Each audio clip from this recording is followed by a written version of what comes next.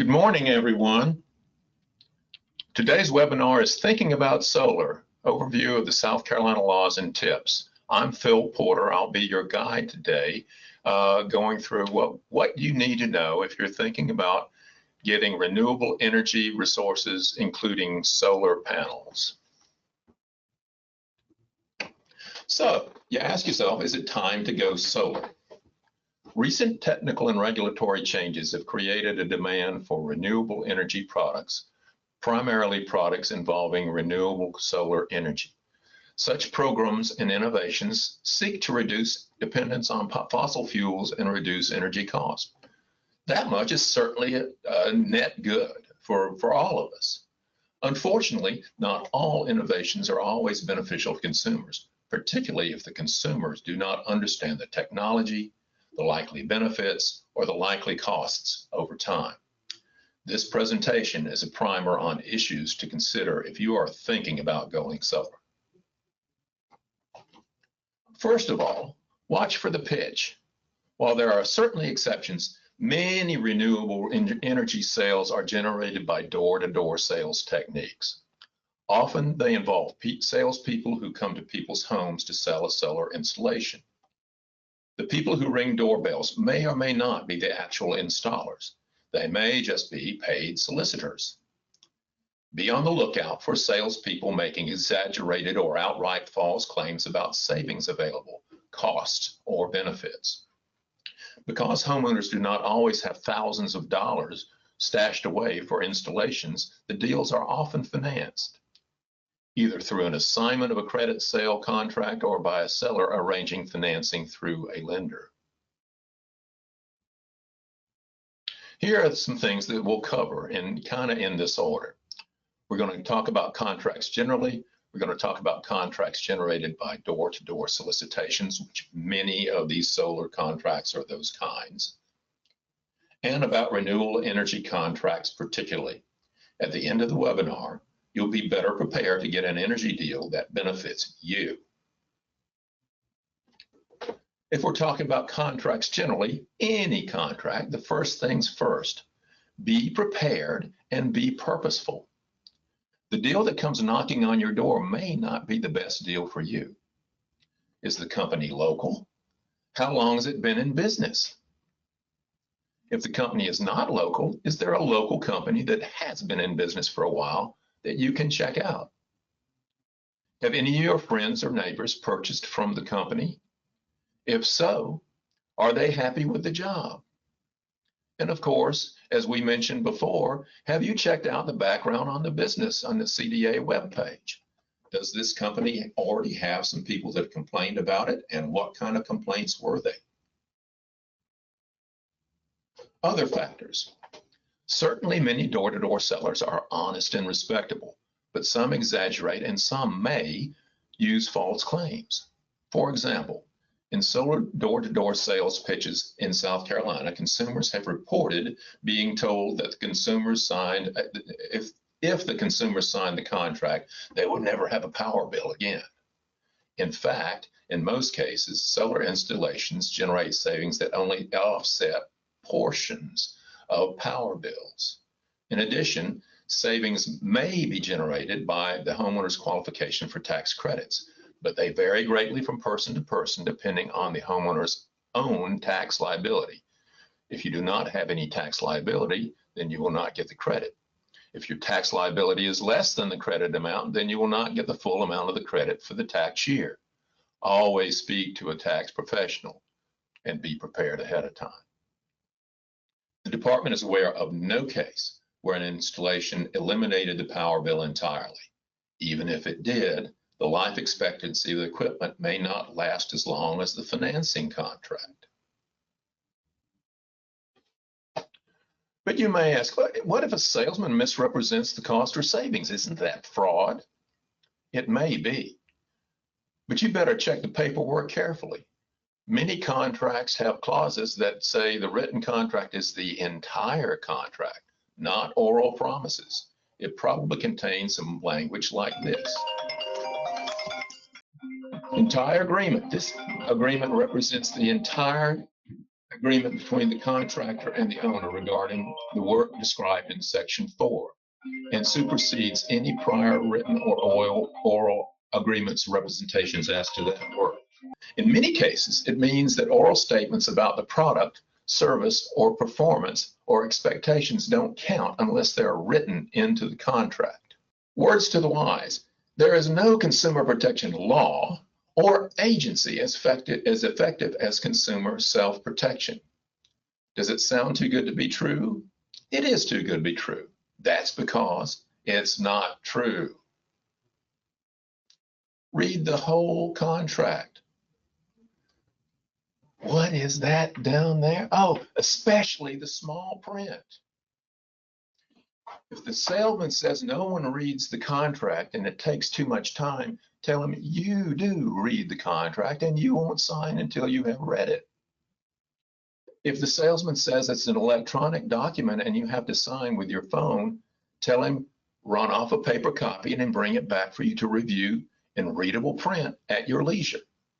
Then read it all.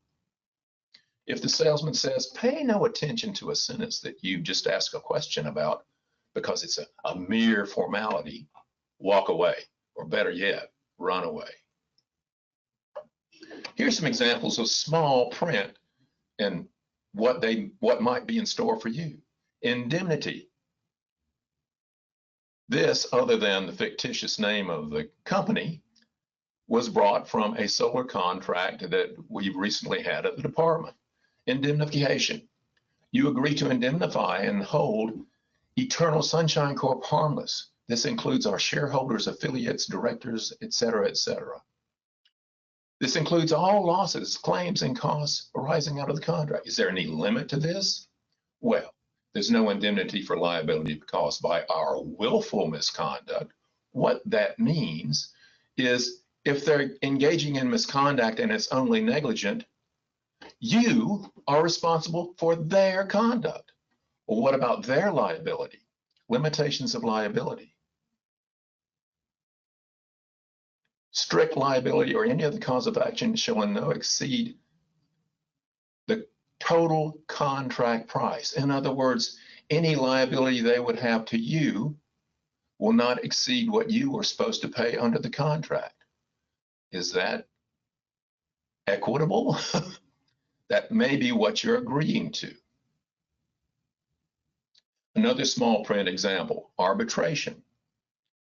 All claims and disputes arising out of this contract shall be resolved by binding arbitration on an individual basis. An arbitrator will decide all issues. You waive rights to go to court and have a jury trial. You waive any right to participate in a class action. Each party bears its own expense. The arbitrator may award reasonable attorney's fees and costs. Now, many of the existing consumer laws involved here, such as the Consumer Protection Code, would allow you to go to court or would allow you to participate in a class action. And in most cases, it would prevent you from paying anyone's attorney's fees. But recent court cases have indicated that people are capable of waiving those rights and agreeing in a contract to go with arbitration. Now, I don't want to kid you. In most cases, arbitrations are going to be in every contract, so it's going to be hard to get away from. But you need to at least know what's involved before you sign on to any of these things and realize that it probably does not benefit you. What about door-to-door sales? Many consumers happily buy products from door-to-door sellers. Think Avon Lady. But state and federal legislators and regulators have long recognized that door-to-door sales can be risky for consumers. Why is that? Some door-to-door sellers use high-pressure techniques. Some are experts at convincing people to buy now and create a sense of urgency that the deal must be closed before this great deal gets away. People may feel comfortable walking out of a store if they cannot get the deal that they want or the price they want. But they may not feel comfortable walking out of their homes if a pushy salesperson is in it. Yet they also don't want to be rude and demand that the person leave. And aside from salesmanship, by their nature, door-to-door sales often prevent consumers from comparing the things sold with similar products or services or the cost of similar products or services from other sources. Right to cancel door-to-door sales. Legislatures and regulators have recognized that home solicitation sales are unique risk to consumers. As a result, in the 70s, the Federal Trade Commission and several states adopted regulations or laws providing consumers with a cooling off period or a right to cancel. The FTC's rule, and we've set forth there, applies to any sale, lease, or rental of consumer goods or services where the seller or lessor or representative solicits the deal at a place other than the seller's or lessor's place of business, whether it be a consumer's residence, hotel room, or the like. The price of the item sold is $25 or more if at the consumer's residence, or $130 if made at a place other than the consumer's residence. The seller then must provide the consumer with 2 copies of a notice of cancellation, which allows the consumer to cancel the transaction, mail it within 3 business days from the date the consumer signed the contract, and keep the other copy as a copy. The rule applies to credit and cash sales alike. The cancellation looks like this. Here's the notice.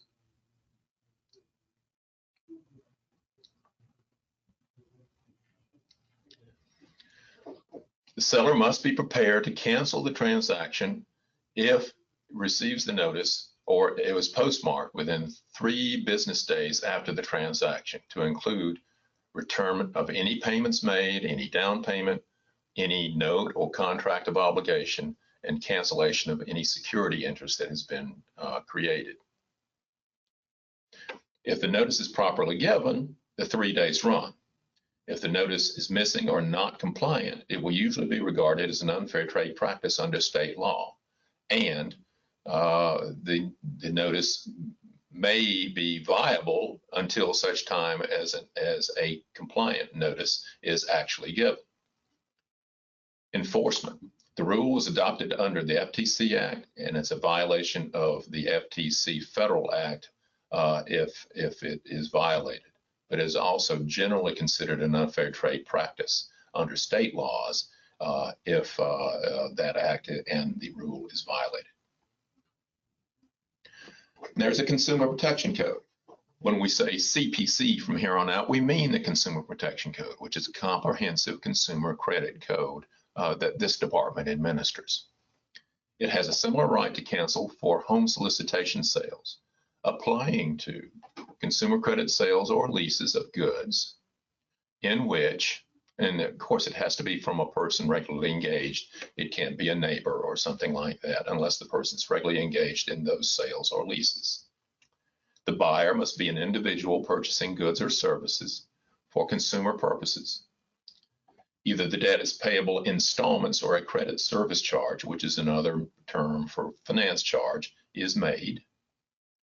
The amount financed does not exceed $115,000, although that amount is just about to go up on July 1st of this 2024, an even numbered year.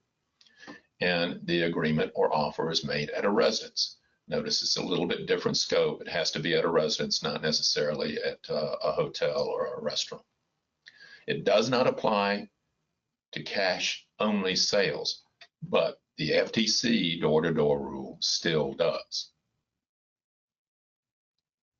Like the cooling off rule, the seller must provide any buyer with 2 copies of the cancellation notice.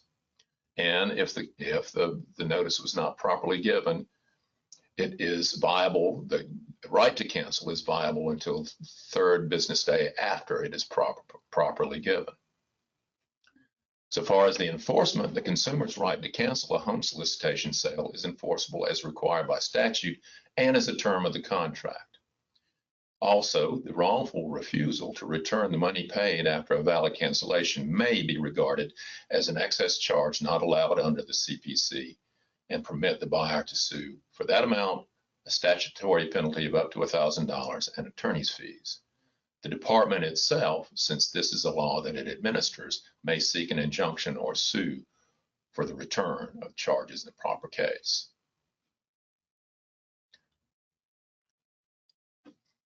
Here's a copy of that rule, and it reads just about the same as the FTC rule, as you'll notice. So what does all this legalese mean?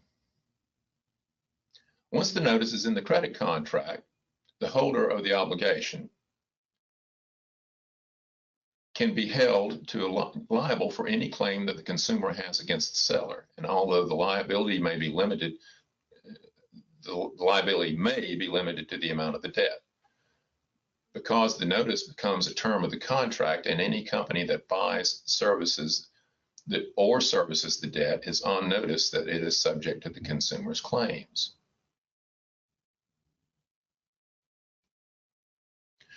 You may read the whole contract, and sometimes contracts do not have the holder rule in it. And you may think, well, I'm out of luck because that rule is, or the reference to the rule is not in my contract. That's not exactly true. South Carolina is a state that enacted a proposed Uniform Commercial Code section, which requires that if the obligation was required to have the FTC's holder notice, but that notice was omitted, the contract will be treated by law as if it was included in the contract word for word. In other words, the creditor will still be subject to the consumer's claims and defenses against the seller.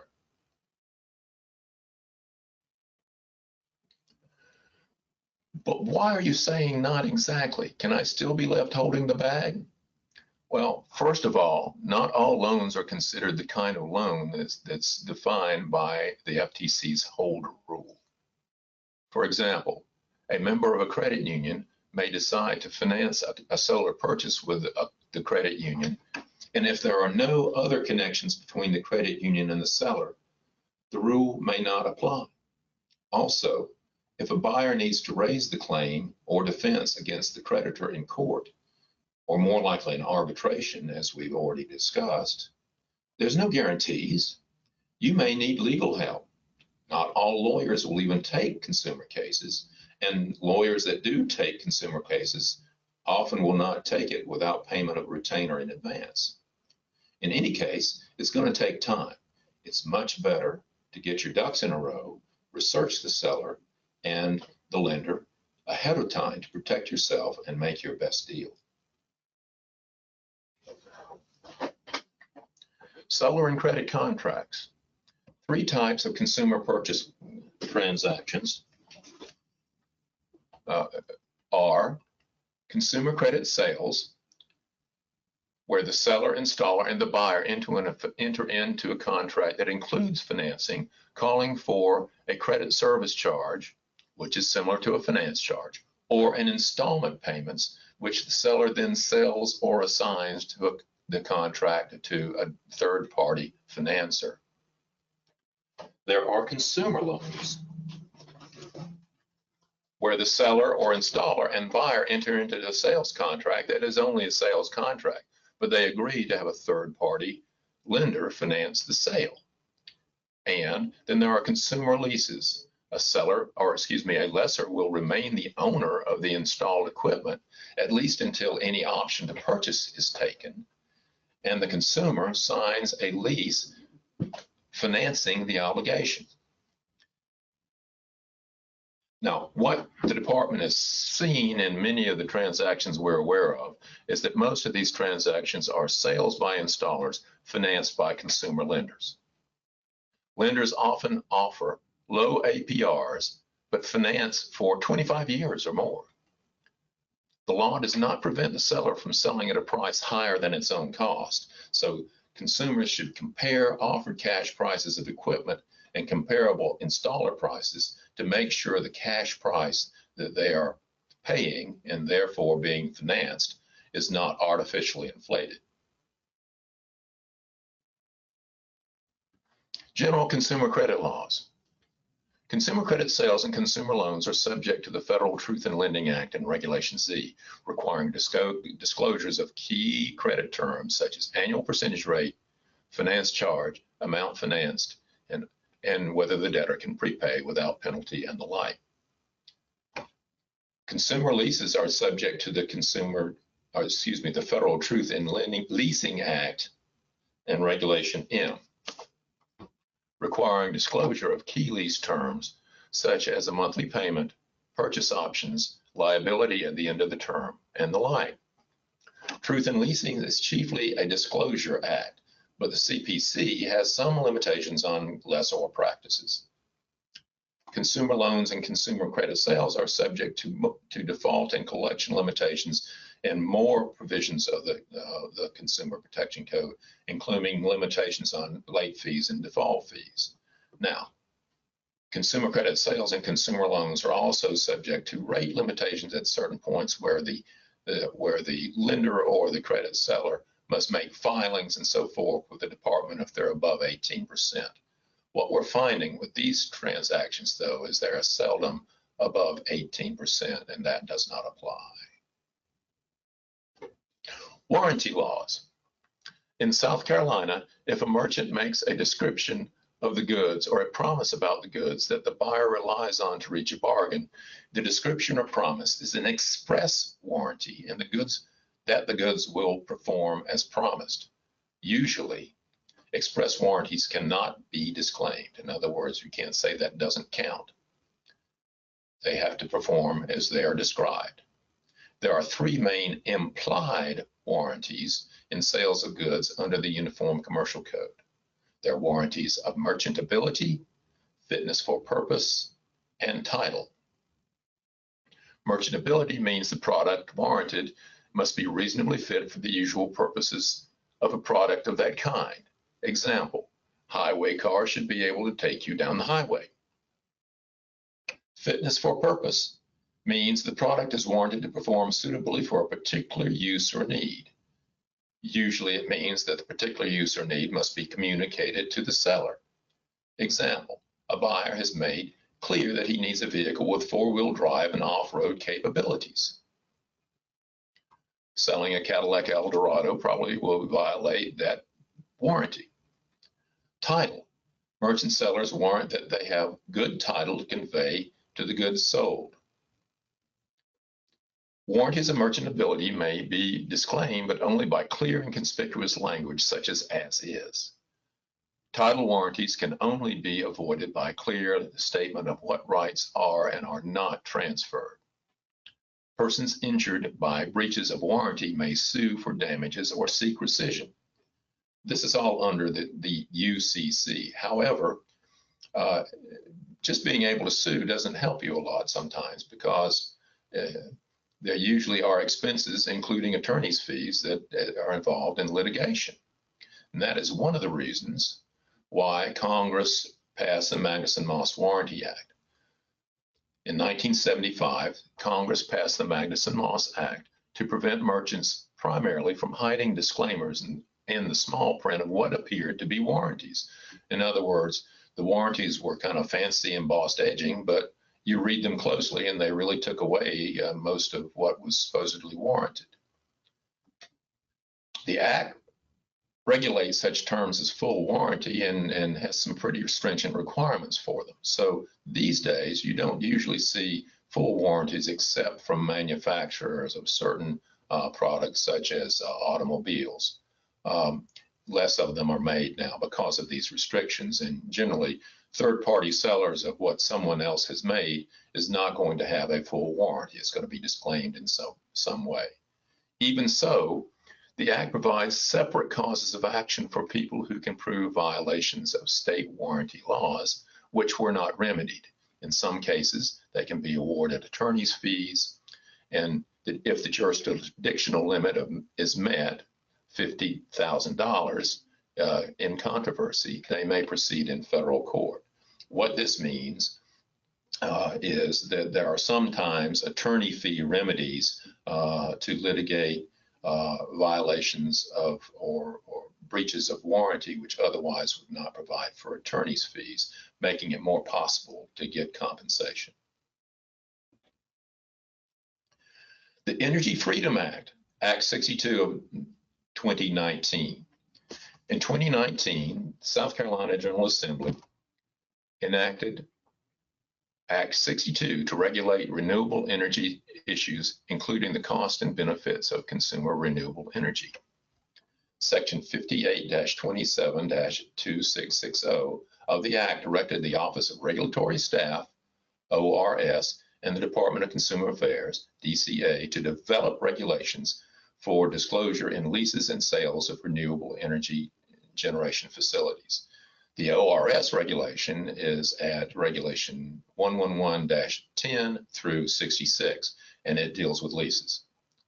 The Department's Regulation 28-78 deals with sales of solar facilities. The purpose is to increase consumer protection by providing uniform marketing and contract disclosure requirements for renewable energy retailers and their agents. It includes a 10-day cancellation period to allow consumers the opportunity to fully review the contract and compare rates and terms. It requires an additional 3-day waiting period before the contract can even be signed by buyers that are 70 years of age or older. Now, the ORS regs apply primarily to lease transactions. They require lessor companies to be certificated, to require record retention, provide a mechanism for consumer complaints, including ORS contact information, tests and inspections, and administrative remedies for violations. It does not provide a cancellation option, but lease transactions are included in the covered transactions under the Department's Regulation 28-78. What are the requirements of 28-78? It requires accurate disclosure of sales terms offered in a standard disclosure. It must be in a mandatory format and readable print. Whether door-to-door sellers are actual seller installers or solicitors, which under the regulation, those are regarded as so-called lead generators. They are forbidden to solicit or market in a way that is false or deceptive, or sell systems if the sellers would reasonably know that the consumer cannot fulfill the terms of or benefit from the agreement. Certain other disclosures are mandatory. A bold statement of the consumer's right to cancel for 10 days after the contract is signed is required. Or if the consumer was age 70, once again, or older, the 3-day waiting period before signing applies, which means they cannot even sign it until after the 3-day waiting period is expired, after which the consumer still has a 10-day opportunity to cancel. Lead generators must disclose they themselves are not providers and that they will share consumers' information with other parties, such as the ultimate installers and sellers. A marketing brochure is developed by the department, and it must be provided, containing contact information for the seller solicitors, price and fee identification, description of goods and services provided. In addition to the 10-day right to cancel, until the 10-day right to cancel is provided in a contract which contains that warning, and until the contract provided is presented with all the other disclosures and terms included, such as the ones we've discussed, the 10-day right to cancel continues. The 10-day right to cancel does not nullify the CPC home solicitation or the FTC door-to-door 3-day rights. They can be used as well. They must, however, be exercised within the appropriate 3 days. It merely provides a 10-day enhanced right for renewable energy transactions specifically. The marketing brochure. It also requires a mandatory marketing brochure that explains the terms in renewable energy sales. It suggests questions to ask the seller such as what is included in the price and whether it can increase over time. It suggests that before you sign the contract with the company, you check out references, credentials, and potential public records of complaints, such as the ones the department may have that you can contact us for. And it red flags certain claims that are always suspect, such as you'll never pay another utility bill. The mandatory marketing brochure looks like this.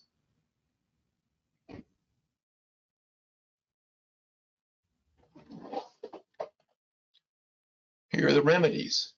The department, upon a finding of a violation of Regulation 28-78 or Title 37, the department may issue a cease and desist order or seek a fine of up to $5,000 for each violation, subject to review by the administrative law court. The department may also seek similar remedies and fines in civil court. Thank you, everybody, and good luck with any solar installation or issues that you may have. Thank you for joining us.